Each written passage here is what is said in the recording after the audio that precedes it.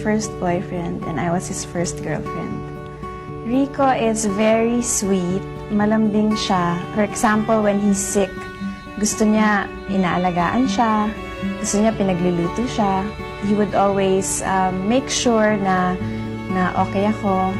We were playing Super NES dito sa house. And then it started raining so hard. Tapos bigla niya naisip, nag-light up yung buong mukha niya. Sabi niya, oh, let's take a shower in the rain. So yun, tumakbo kami dyan sa likod sa rain. Tapos naghabulan lang kami around the house. Yun yung mga niya, favorite niyang gawin. We would always try to have fun with each other.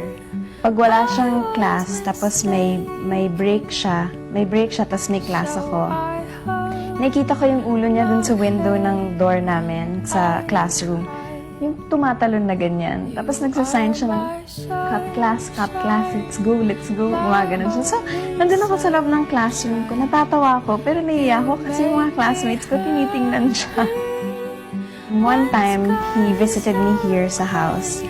I think after a shooting. And then, he said niya na parang, I have something for you. Sabi ko, really? What?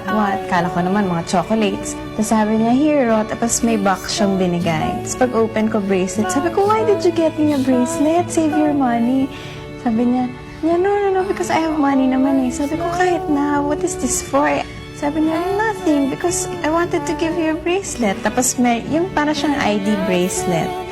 Tapos nakalagay, yung name ko naka-engrave sa ibabaw. Nakalagay Trisha, and then at the back, naka-engrave, much love, Rico.